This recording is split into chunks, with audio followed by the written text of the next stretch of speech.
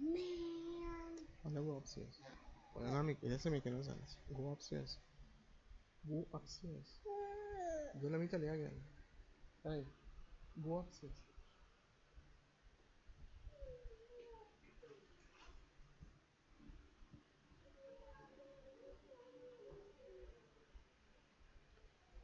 Yeah, good.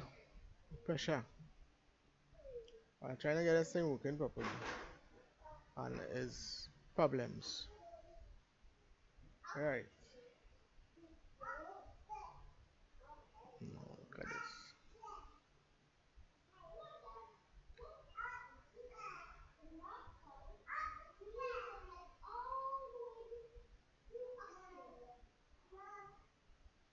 Right. I think I live here now. Yeah, no intro, nothing. We just trying to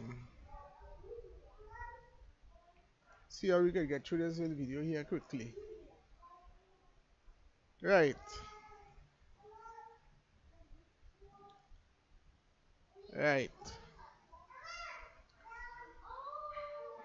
Right.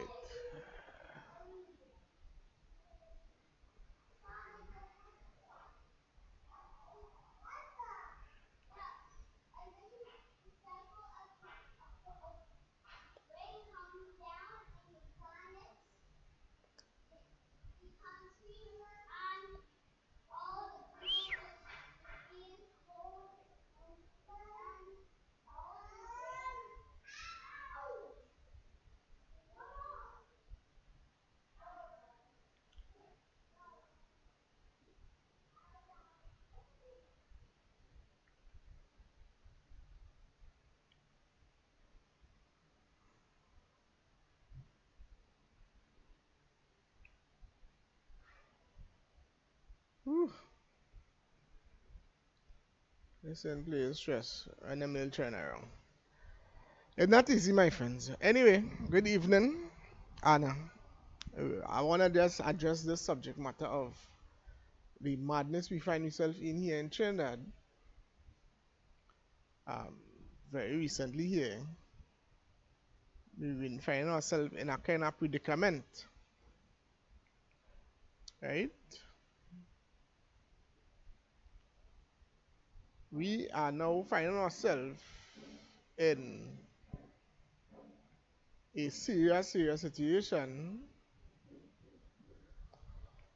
and we are in smack dab in the middle of a war situation. We have what warships pulling in here like crazy, and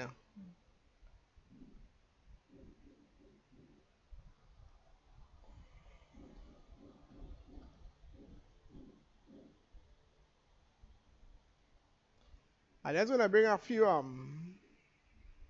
tips as to what we can do to prepare ourselves for any eventuality, right? I am just trying to alert folks around of what may befall us in the event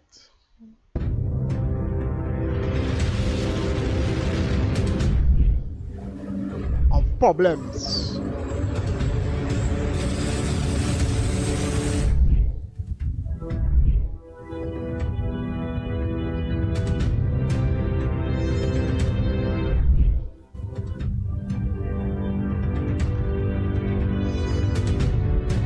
Right, so this is the situation we find ourselves in.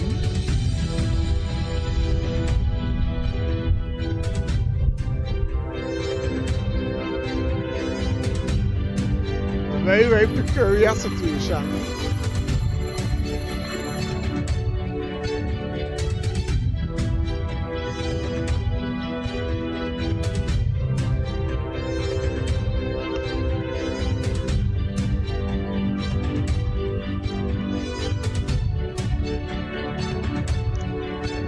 more or less get the picture. Right? So this is a situation that we have found ourselves in at the moment, and we have to now figure out, because we are, our generation, my generation, we do not know war. We knows nothing about any kind of war and that kind of foolishness. You don't know nothing about that. Nothing. My dad would have told me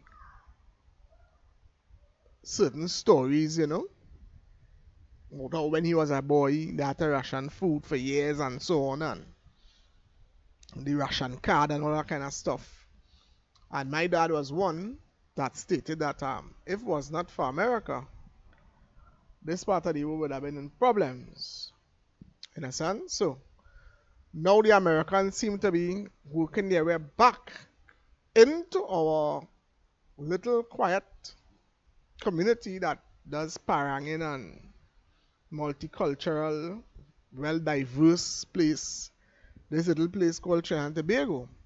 Right? They have a whole bunch of people in Tobago right now partying. They have Tobago Carnival going on all now. And they are somewhat oblivious. They don't care. But Trinidadians, our culture is we party and wine and dance in the face of adversity. Because, for example, when we had the 1990 coup attempt, when the Jamaat al-Muslimin under Yassin Abu Bakr attempted to overthrow the country, people still went out and had coup parties. Right? So that's just our nature. We tend not to take anything seriously. That's why a lot of people will say things like, we Trinidad sweet, because we don't take on nothing. But my prayer is that nothing happens. But the possibility exists that something could happen. And we have to prepare our minds and prepare for what is going on. Around the world, tensions are rising. Yeah, and right here in the Caribbean, my friends, the thing getting hot. Right now, right here in the Caribbean, things are getting hot. We feeling the pressure building, right? The previous administration, the PNM was trying to get gas from Venezuela, and they tried to walk a fine line of diplomacy between the Venezuelans and the Americans, right? And one moment we have a license, next time we do have a license, and then we give us back the license, and a whole lot of back and forth, a whole lot of lobbying. All of that went on. And then elections came around, but elections have consequences because the diplomacy and the fine line went away. You understand? The diplomacy and the fine line and diplomacy went out the door, and we started to see as a gun talk, which was shocking to say the least. We started to get a gun talk from the current prime minister, and if that's her style, that's her style, right? I don't know, what that is what went on, and now the next thing we know, Venezuela is threatening us. We are threatening Venezuela, and going all up in the UN and saying very, very harsh, caustic words. And right here in Trinidad, if you tell a bad man a curse, if you curse a bad man and you do it for the world to see, the bad man that sent people to kill you and shoot out your eye and all kind of thing. So just imagine a big country. You understand, my friends? So this is the situation we find ourselves in at the moment. But we have to be prepared. Right? We have to go beyond the politics, because as far as the way it is now, in 2 weeks' time, in a week time, we can have war in this place. Right? And to be totally unprepared for a situation like that, I think this is why I come in live today, because I don't normally comment on these situations. Matter of fact, since the election, I had stopped TikToking and all of that. PNM loss, right? We loses and we done with that. I have stopped. I done with TikTok. I only doing more gospel thing right now. You understand? But I said this situation here, I think it warrant saying something that could help somebody along the way. You understand? Because that's the type of person I am. Even when it had COVID, my brother was in a situation where he was working offshore, and I thought he had COVID, and I realized, oh wait, now, he do have a hotline to call to find out well, how to do this, and I put up certain things on social media, and next thing you know, the people in the higher authorities put things in place, put a hotline in place, put doctors in line there to advise people what to do, how to treat with somebody, if somebody, how to isolate them, and so on, because people didn't know. You understand? So in the same vein, I am here at 25 past 1, right? To at least put some ideas in your head to protect yourself if war happens and if things go totally south. Yeah, although I don't think it will. But you still have to prepare. Eh? Whether we like it or not, we now find ourselves facing a situation we cannot ignore. We cannot ignore the current circumstances that we are seeing, my friends. We cannot ignore it. You understand? We just can't. We can't afford to ignore it. Right? We cannot ignore it. We have to pull up our pants and say, watch me. This is the situation. This is what we are facing. Venezuela is only... Yes, yes, babe. Yes. Yes. Venezuela is only 11 miles or kilometers away from us. 8 miles or something like that. 11 kilometers. Yes, baby.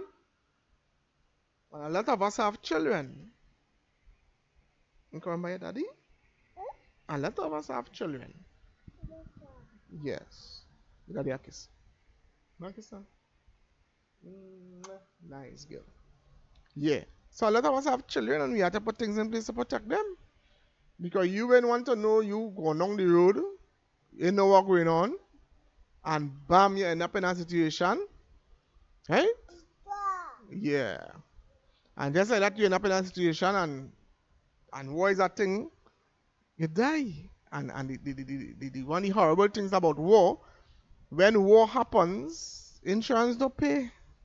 So if your life insured, you're gone, you're gone. Understand?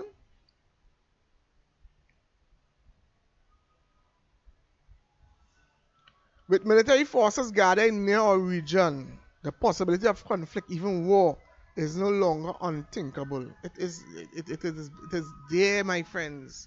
As the clip we saw earlier, it is right there at our doorstep. It is coming at us fast and furious. Understand? It is coming at us fast and furious, my friends. Carrier group coming. Understand? Carrier group and thing on the way down. All them warships. We don't know what could happen, my friends. Any number could play AWAC, Gelford, aircraft carrier. Yeah. Right? And set up, yes, and set up battleships. Strike included USS Gerald R. Ford, largest aircraft carrier in the US Navy. I don't think I'm bringing that here to play. Look at the aircraft here, all AT plane and that. You know what AT aircraft could do? The ordnance them thing carrying. Right? So this is the situation, my friends. This is the ridiculous situation that we have found ourselves in, whether we like it or not, my friends. This is what we have found ourselves in. And we don't know what will become of us in this small little island nation, Trinidad and Tobago. And we are smack dab in the middle.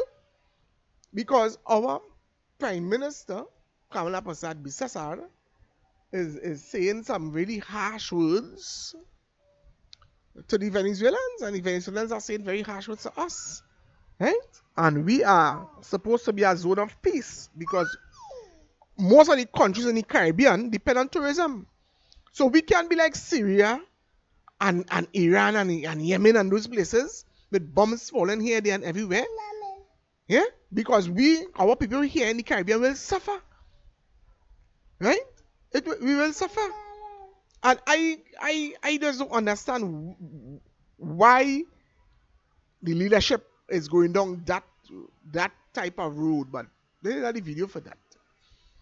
This is not the video for that at all. Right?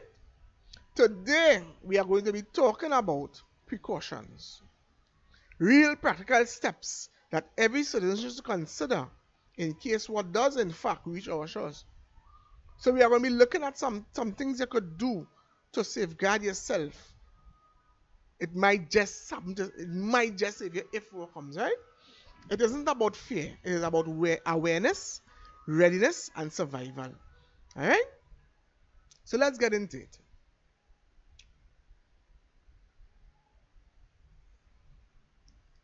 Let's get into it. So there's a lot of things that we should be aware of. That things we can do to prepare ourselves, right? To be prepared, yes. Right? You have to stay informed and build a reliable information network. In other words, you just stay on top of the information. Right now we have I think Al Jazeera and different war reporters are now coming to Trinidad. You know, and this is one thing I always wanted to do as a photojournalist, is to do war stories. But that is very, very dangerous. You know, and I have good equipment, right? But when I had to take care of this little one here, where are you going and run and say I go and do war photography? Probably if I was single. Even today I saw that kind of I drive to see the warship. And then again I say, you know what? They say plenty security down there, you know? I say, you know what? This thing could be serious. Me going away to watch the warship. If I end up in town and end up with me and I go in town to do something and we happen to see it, we happen to see it. But I ain't going on full gas to go down in town just to watch about the ship. I say, I ain't doing that. Right? So you have to stay informed, right? Keep up with credible news sources. Don't take no old talk. You know, we like to have move along and old talk in Trinidad. Include government official communication, right? Although I don't find the government giving us any kind of information. Now, when it had COVID, there was a panel in front of us every single day giving us information. But this crisis is coming upon us, and this government is not giving us much information. We have to keep hearing from it through the media. Well, let's see how that goes. Right? Join or form local community groups that focus on readiness. Right? So this is one thing you have to do. You have to get in touch with people that know what to do. Get yourself in touch with people who know to get yourself ready. Right? These networks can be extremely valuable in case of crisis. Make sure you are signed up. Right? Or know how to sign up for any national or local emergency alert systems. Just a few days ago, we had an earthquake, I think it was Friday or something there, and I get a pop-up thing on my phone. I just see it flash over my phone, earthquake. I said, earthquake? I didn't have to take it on. It's when the second message came, I went and see that there was an earthquake somewhere north of Trinidad and Tobago at 5.1 on the Richter scale earthquake, and it came in. The message came very, very quickly, and I think that was very good, right? Right now the government is not even telling you that if peradventure a strike is initiated from Venezuela, they're not even telling you that watch when we have an alert system, we'll blare something on your TV. I don't even think we have that here. Only through the Android system you may get an earthquake alert. I don't know if you will get a siren telling you watch me, but stay indoors. You might have to be listening to the radio or depending on social media. That is not good enough. You understand? We don't have, long ago when I used to be in a place called Santa Flora, it used to have an air raid siren. You used to hear it every lunchtime, but they converted it. It used to alarm in the oil field every 12 o'clock, and the oil workers used to go for lunch. That is in Santa Flora. You used to hear that throughout the village in Santa Flora. Right? Because we were some long points, or sometimes my aunt or this one and then or whatever family we go by, and you used to be hearing that siren in Santa Flora.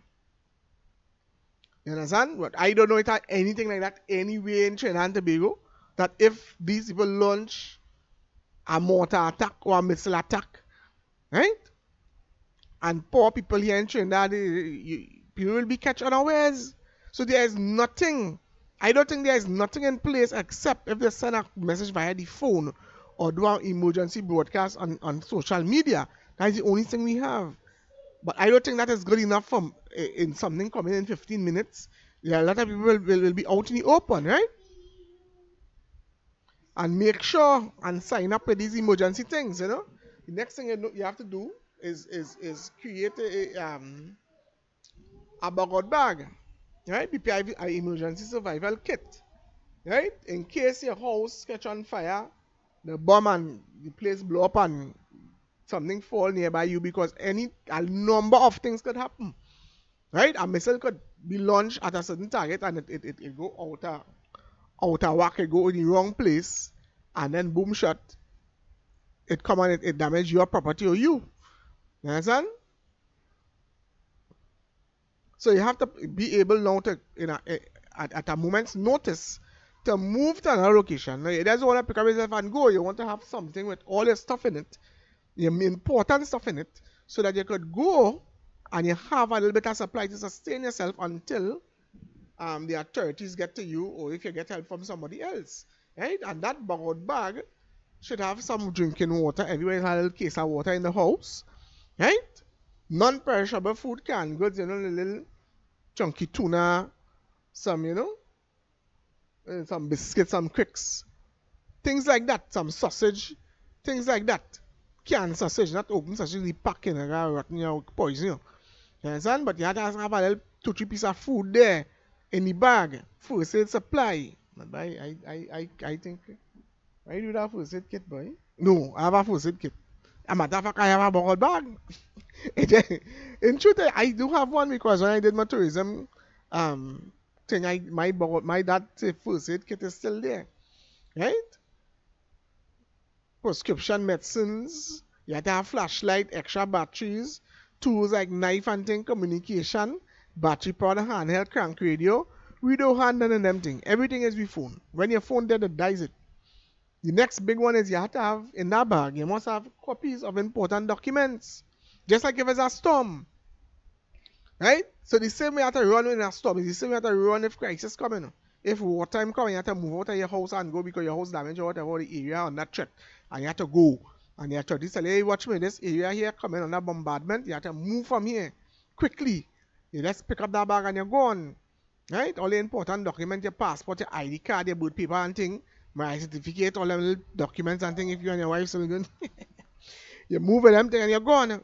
You know, you want to move it a little toilet paper to a little garbage bag, a little sanitation supplies, you know, sanitary napkins, things, you know, for your ladies, wipes for the babies, pampers. These things is what you have to pack in your bag. And when I done this video here, I am going upstairs and modify and enhance the bag I have up there already with the first aid stuff. I'll put all those things in there just in case. You understand? Then the next thing you have to do now is organize and know which part you're going. When you jump in your car or you're walking, going or whatever, you have to know where you're going. So you have to plan an evacuation route. You understand? You just can't just run helter-skelter. Right? You have to plan for location with safe, you know, identify places in your home or community that could, right, could be serve as a safe zone. You know, you want to go in places like a basement, although we don't have a basement in Trinidad, but lower floors. So, for example, this room here behind me, I plan if anything happen, that's the downstairs water closet, the downstairs toilet, the visitors toilet, the powder room. I plan to go in there because that room now don't have no windows. You understand? It just have a door. So if something fall outside, it have to go through all them walls before it reach me and my children and my wife and then inside there. You understand? So you have to put yourself in a, if you're staying in your house and something going on outside, like explosive things and so on. Now these things, these explosive partners, very, very, very, very bad, you know. I saw in a video where this guy was making a video and a shell happened to drop in Iran or Iraq or somewhere in place, just outside the man place. And when that shell explode, partner, the shell rip up the dirt, they call that shrapnel, and that dirt and concrete and thing fly through that place and mashing that man face on. You know, long time you used to get on YouTube all them conflict videos and so on. You understand? All them conflict videos and things. You used to get them on YouTube. And I used to sit down and watch out. Man, all on Saturday night and I watching nearly all them videos on them. And you used to see how these people going through hell when mortar and shell and thing drop. And the man inside the house boy by a window. And that shell drop about 20 feet. And that thing raise up that dirt and that concrete and that asphalt from outside and bust through that man's house. And the man whole face cave in. You understand? So that is tell you how serious it is. And you just have to know what you're doing. You have to hide. Right? You have to tell your children and your wife and son, watch me if you get separated, meet me by my mother's house. I'll go meet you by your mother's house. I'll go meet you up the road so by the grocery. Some place that you have to say, well, watch me, this is a safe location. Let us meet at this location. Right? You have to consider alternative transport. Whether you're using a foot bicycle, some of that safer transport, you have to consider that.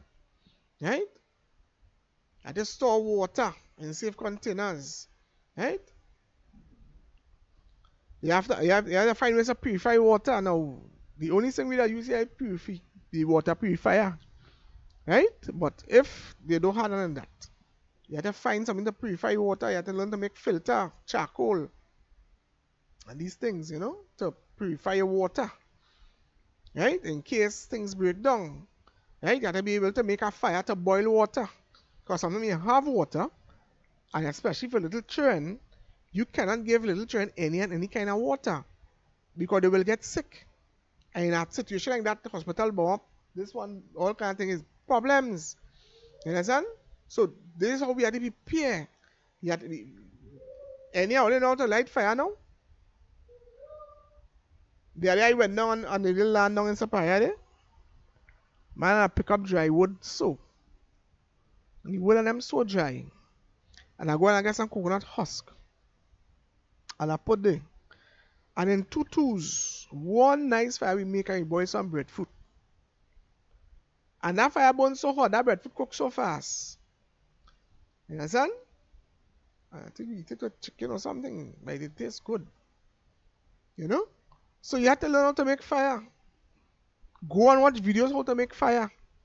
Because if you're out in the wilderness, and we so accustomed with this nice hippie life we live in here in Trinidad, this nice lifestyle we live in here in Trinidad at the moment. All of us here are so accustomed to this wonderful lifestyle we live in Trinidad. Could you make fire? When last you make fire? When last you cook outside? People do that no more in Trinidad, I don't know. Everything is niceness. Everything nice. Everybody nice in Trinidad right now. Who are electric stove and electric car and all kind of thing. We have to be careful. You understand? We have to be very careful.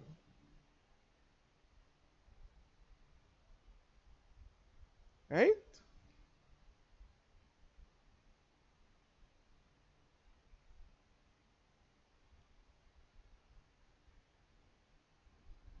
Yeah, we have to be very, very careful.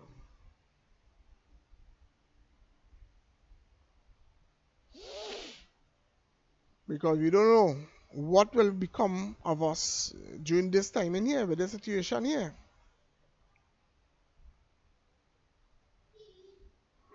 When last year go off in a bucket? You ever with that? When last year go off in some newspaper? When last year dig a hole and go off in a hole? You have to prepare yourself mentally, my friends. We don't know what can happen in a week or two. We don't know.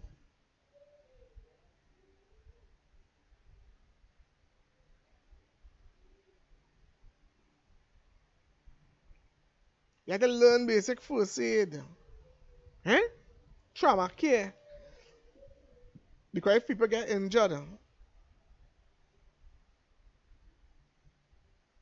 this is what I'm telling you all about now, you have to practice mental and emotional preparedness, crisis situation, right?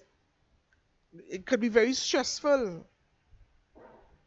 Yeah, so having to cope with this will change if it happens. Now we don't want it to happen. I'm not saying it will happen, but there is a possibility. And I'm just trying to alert one to people that if things go south, you have to prepare yourself. When I say make a wood fire, when I say tire noose, tire, I think the whole lot of people can't have the handbrake and all kind of thing. When I say do all them things, long time you should be doing all them kind of things. When I say bake bread, since COVID, I used to have to bake bread. So if kids going down now, if you're now war conditions and you can't move around as you want, how you going to buy bread every day?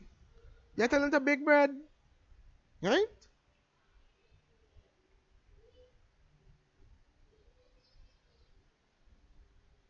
Same thing I say in fire making, basic self-defense, navigation, right? Practical survival skills, right? Because we don't have a gun to protect yourself, so you have to learn to protect yourself. Something, you have to do something, right? You have to have some cash. And when this thing happen, if it happen, you feel like you go and joke your card in a bank and take out money? You have to have cash on you.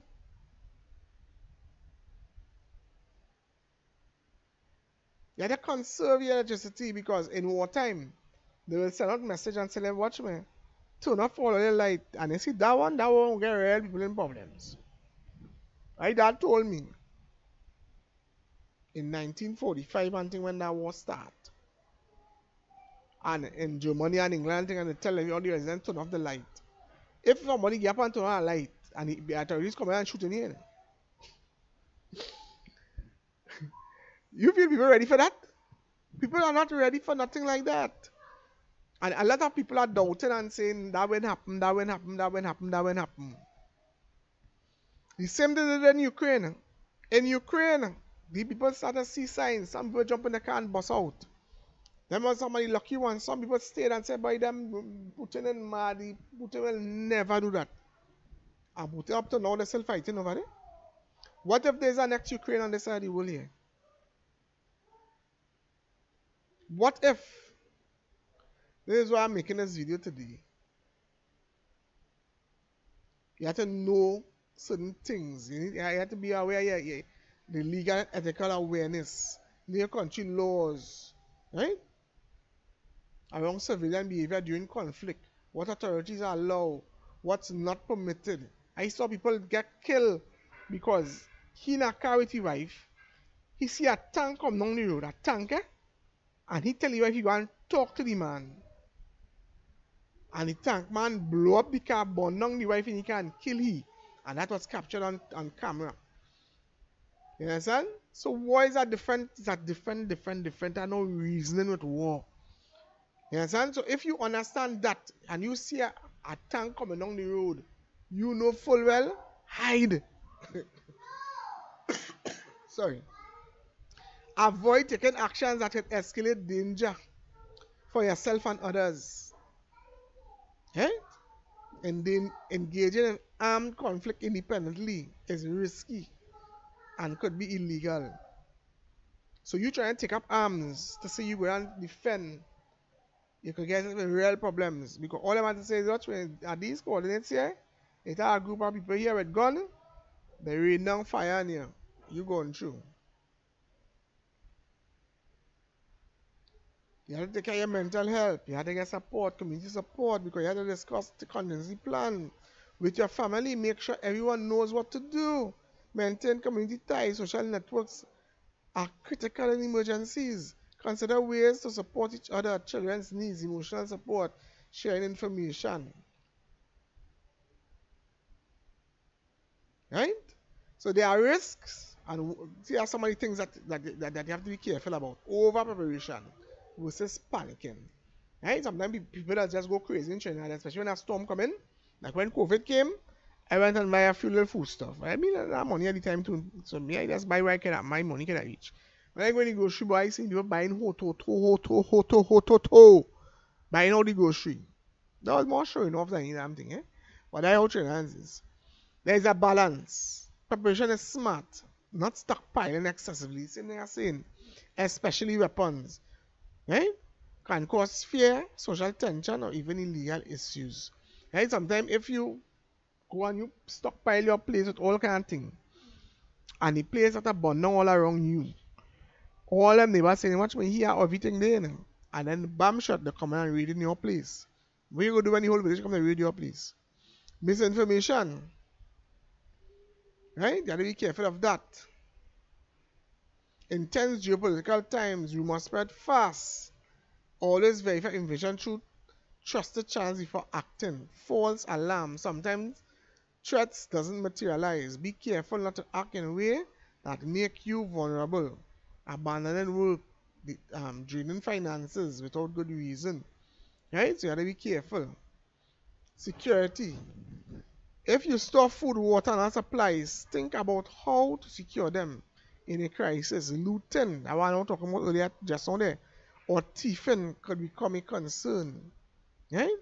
Evacuation dangers. Leaving your home carries risk, especially if the roads are blocked or the activities or the active fighting. The evacuation plan must be considered. Timing and safety. You have to pre-plan a proper route. Right? So from a context of this situation, where Trinidad is concerned, we have to assess our local risk realistically. While geopolitical tensions may be rising, the likelihood of scale and direct war impacting may be low, depending on many factors. So, this is what I've been seeing. The Americans are on our side. A lot of people are saying they are imperialists and this and that and the other. But America has their role to play. Right? As I said on my Friday Night Live, where I was doing a Bible study, I said that the Americans' primary role is to establish democracy throughout the world. Right? Their secondary role is to establish the Maccabees. Right? Now, without freedom of choice, the Maccabees cannot be enforced. Right? Everybody must choose freely to choose the left or the right, to choose Jesus or Satan. Okay? So they have their role to play. Right? So I don't think the Americans will not defend Trinidad in the event that the Venezuelans follow through on their threat to attack Trinidad or Guyana if we assist the Americans. I don't think they will allow us to get hit, because our location here is very strategic and it's very important to the Americans. If you notice the size of the embassy that they are building right now in Marval, a very, very large embassy they are building. So they are here to stay for a very long time. So Trinidad and Tobago has strategic importance to the Americans. And additionally,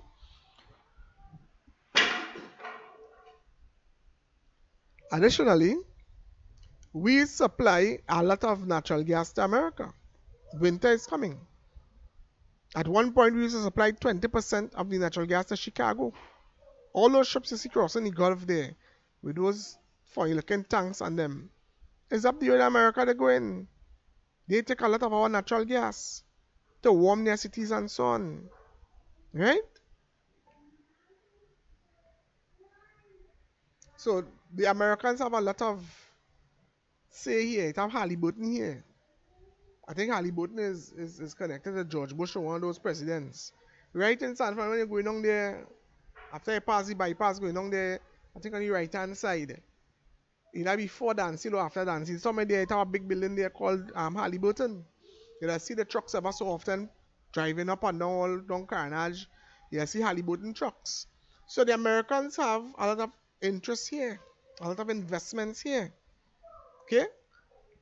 So all the things people saying about America is imperialist. I am definitely, I am confident you prefer democracy than a socialist arrangement. I am confident that you don't want no socialism in this sweet Trinidad and Tobago here. Right? So I don't think we will be, our risk for impact is low. But in my mind, you still have to prepare and put certain things in place. Right? Them boys and them making mass upstairs. And that's not the opposite of crying.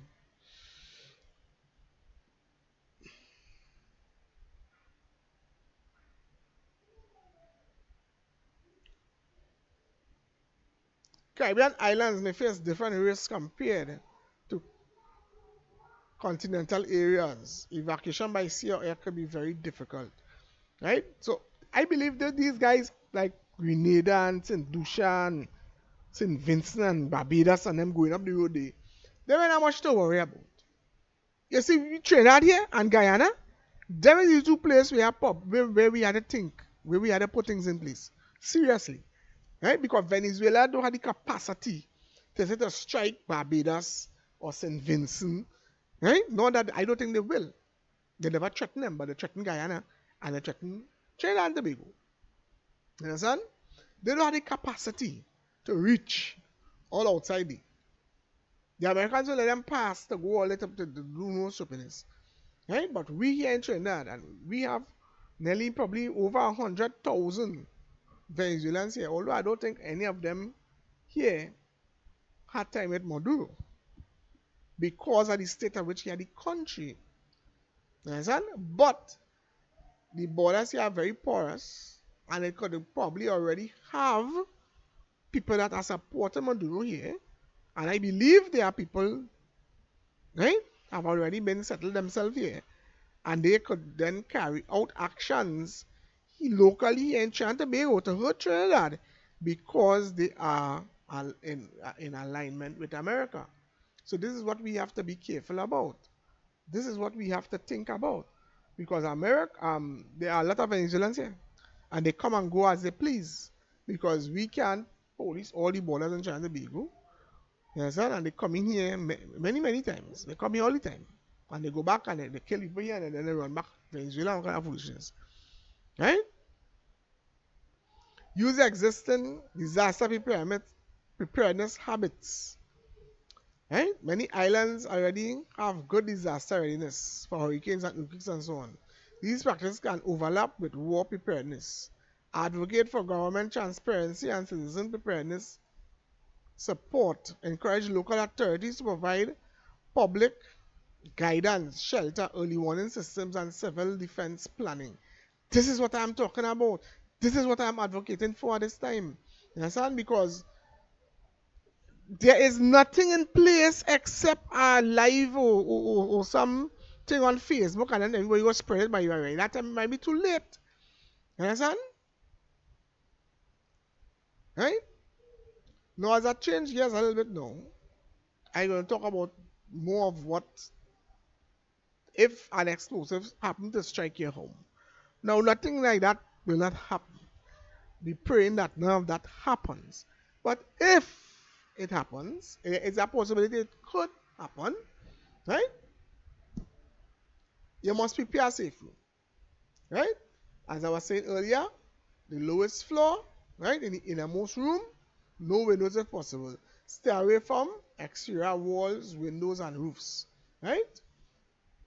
Reinforce it if you can, right? Stack sandbags, fill water and containers or furniture against the face of the wall. Keep a heavy table or solid surface so that you can shelter under. Store water, dry food, flashlight, whistle, radio, fire extinguisher. Put it inside another room there. So you have to prepare a little room in your house where if bombardment take place, you could hide away yourself. Do you know in America, they build their houses with bunkers? So they have natural bunkers in all their houses because when they have to hide from tornado and stuff, they have their little bunkers and so on. So you have to create that kind of environment in your home, right? In Israel, they build safe rooms in their homes. Little rooms with that cannot they can't really access that room just so. Right? So you have to prepare yourself. When you hear incoming fire, whistle, siren or explosions nearby, drop immediately on the ground. Now the whistling they're talking about here is sometimes when a mortar wrong or a shell or a missile or a drone is coming in, you hear a whistling song. Right? Or sometimes you hear the sirens come on, or you hear explosion nearby. Drop immediately to the ground. Do not look up or to locate the blast. Don't be fast. And now that Trinidadians fast. They like to macro. They like to see. You want to make a video and don't talk now with the phone. I saw a video in the early part of the war in Ukraine. I saw a video. Many of you probably would have seen it, where a guy was riding a bike and the bomb fell and the shrapnel hit him and the bike fell over and he on the ground he still trying to pedal. Poor fella. Going through already, you know, in shock. He's still trying to pedal the bike, going through. You understand? So when you reach on the ground, cover your head, cover your neck. Can you see if anything penetrates anywhere here, sir? Problems you're going through. Right? Cover your head and cover your neck. Because your head is the most important part of your body, and your neck area if you need to breathe and so on. Your ribs might protect your little lungs and so on, but you see your head and thing, it only to protect with your hand. You understand? If possible, crawl towards a safe room or behind a solid barrier, reinforced wall or heavy furniture. Stay away from windows, mirrors, glass. These can shatter and cause severe injury. And I've seen that many times in many different documentaries. Avoid the top floor and balconies. Go to stairwells or under load-bearing structure like concrete beams. Do not use as elevators. That is a given. Right? If your home is hit, wait several seconds after the blast to move. Secondary explosions or building collapses can follow. Cover your mouth and nose with a cloth to avoid inhaling dust. If trapped, stay calm. Tap or use a whistle every few minutes. Save phone battery. Use text instead of voice if possible. Conserve oxygen by staying still and breathing slowly. If you're outside out in the road now, right, and you hear incoming fire, you have usually about 2 to 10 seconds if it's a mortar, or 15 to 30 seconds if it's a missile before impact. Immediately drop flat on the ground. You know why I drop flat on the ground? Because when these things impact the ground, it has burst and bring up a sort of asphalt or concrete or whatever debris. And most of the time, the shock wave and the debris is what has killed you. You understand? Face down, open your mouth slightly so the overpressure will not affect you that badly. Right? Right? That when you open your mouth slightly, they reduce the pressure shock. Right? Cover your head and neck. Right? With your hands or a bag. Do not run in the open. The blast wave and shrapnel travel faster than you can. Right? Find the nearest cover, but avoid cars, fences, and light structures. They can explode or collapse. Right? Good cover includes a deep drain. Go down in the drain, no matter how dirty, go down in the drain. Right?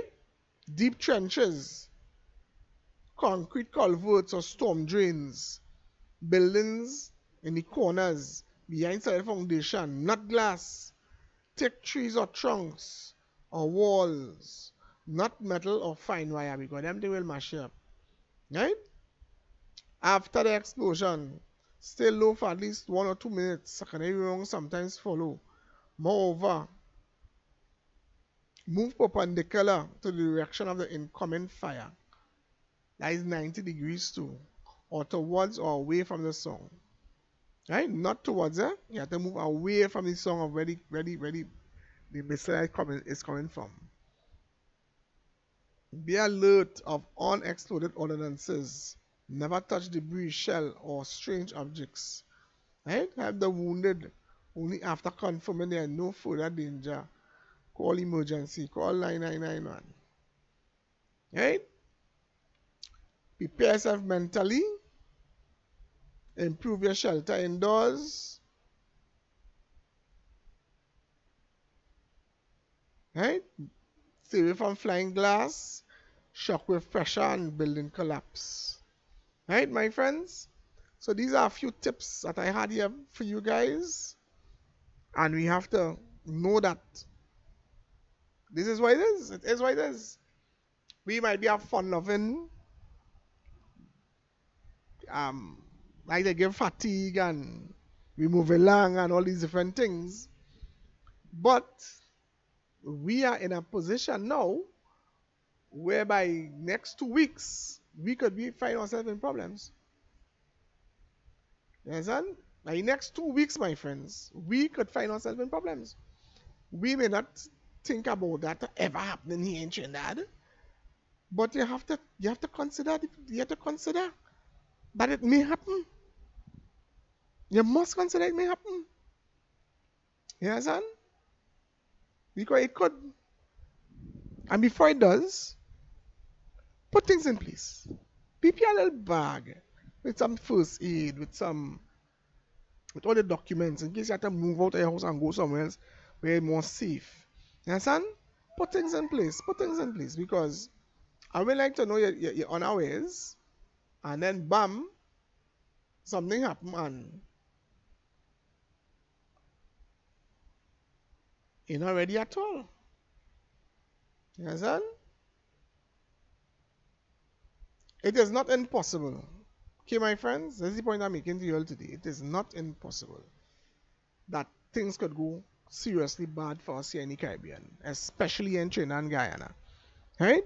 So make every little effort to take a few notes at this video, do your own research, and put things in place for me, please. But you never to know what could happen or when it could happen. Because all this business coming down here and all this carrier group and all this coming here, we don't know what could actually happen. Right? We don't know.